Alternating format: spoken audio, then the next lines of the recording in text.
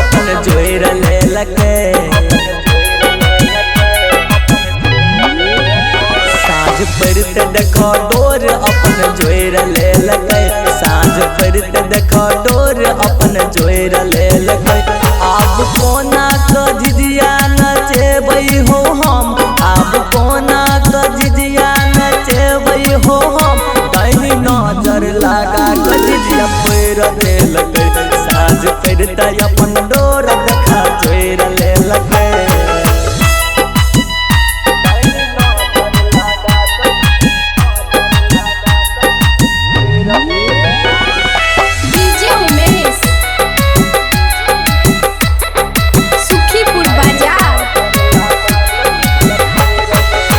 खेले खातिर केने रहिए सब तैयारी हो, बरहुन बाबा ने तू भेल सहाई हो। खेले खातिर केने रहिए सब तैयारी हो, बरहुन बाबा तू नहीं भेल सहाई हो। मन में लागल छल ललसा उ तोड़ दे लकै। मन में लागल छल ललसा उ तोड़ दे लकै। डाइनी नजर लगा क झिझिया पैर दे लकै। साँझ पड़ते देखा डोर अपन जोर ले लकै।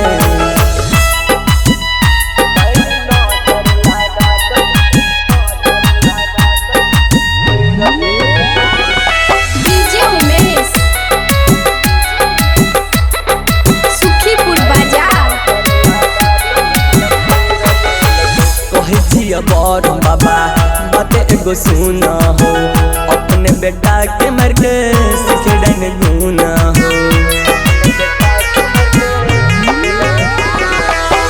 कहे छिया बरहुन बाबा बात एगो सुना हो, अपने बेटा के मर के सीखे डन गुना हो। शैलेंद्र पवन उ छोड़ दे लकै।